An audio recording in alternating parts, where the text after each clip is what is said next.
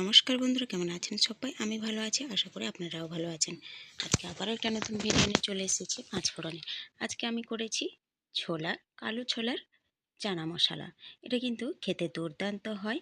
আর যেহেতু আমাদের ঘরে অসুখ চলছে, সেই জন্যে আমি কিন্তু পেঁয়াজ ছাড়াই চানা মশলাটা বানিয়েছি। খেতে কিন্তু দুর্দান্ত হয়।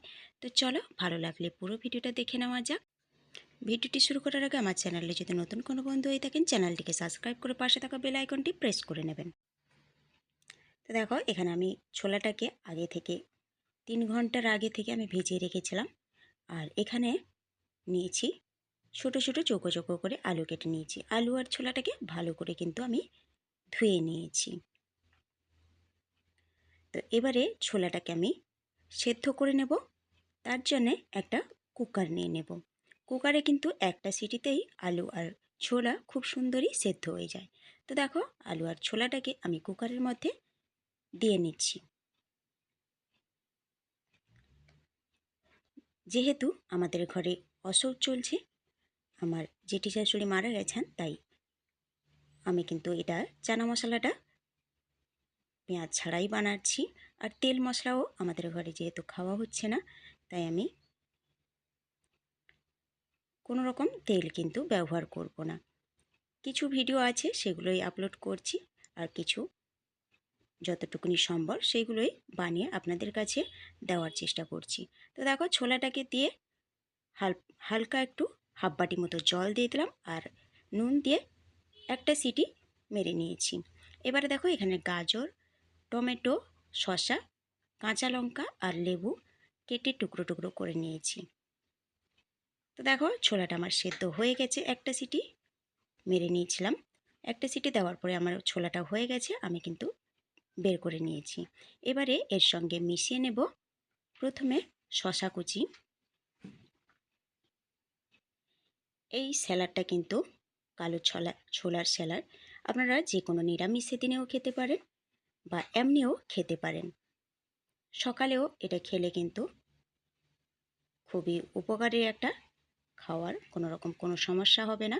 তো দেখো, টমেটো কুচিটাও দিয়ে দিলাম। এবারে দিয়ে দেবো কিছুটা কাঁচা লঙ্কা কুচি।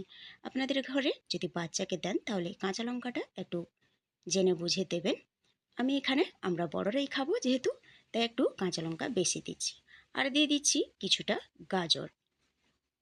গাজরটাকেও একইভাবে শশার মতনই কুচি কুচি করে নিয়েছি। আপনারা এখানে কিন্তু পেঁয়াজ দিয়েও খেতে পারেন, আবার এমনিও খেতে পারেন। এবারে দেখুন, কিছু গুঁড়ো মশলা ব্যবহার করে নিচ্ছি। দিয়ে দিলাম জিরে আর শুকনো লঙ্কা ভাজা করে গুঁড়ো করে রেখেছিলাম, সেটা আমি দিয়ে দিলাম। এবারে বিট নুন স্বাদ মতো একটু দিয়েছি, রেগুলার নুন একটু দিয়েছি। সেদ্ধতে দিয়েছিলাম তাই জেনে বুঝে দিতে হবে। আর দিয়ে দিলাম 1 চামচের মতো চাট মশলা। এখানে কিন্তু আমচুর পাউডারও দিয়ে দিতে পারেন। এবারে লেবুটাকে চিপড়ে নিয়ে আমি কিন্তু মাখিয়ে নেব। ধনেপাতা কুচি থাকলেও দিতে পারেন, নাও দিলে কোনো অসুবিধে নেই। এটাইতেই খুব সুন্দর খেতে লাগে। তো দেখো, এবারে কিন্তু আমি ভালো করে মাখিয়ে নেব।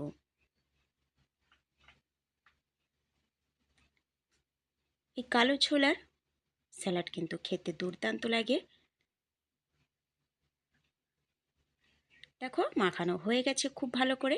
এবারে আবারও অল্প একটু ঝুরি ভাজা ছড়িয়ে দিয়ে আমি মিশিয়ে নেব।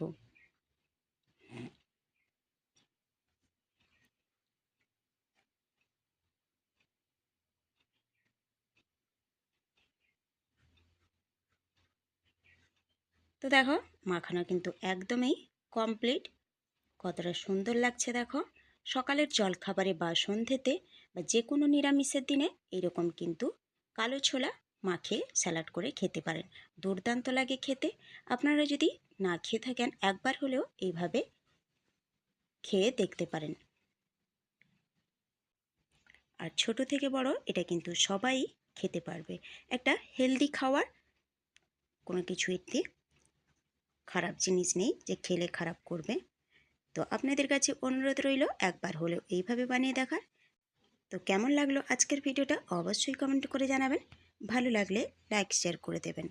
সুস্থ থাকবেন, ভালো থাকবেন। খুব শীঘ্রই দেখা হবে পরের একটা ভিডিও নিয়ে। তো চলুন আজকে এখানেই শেষ করি।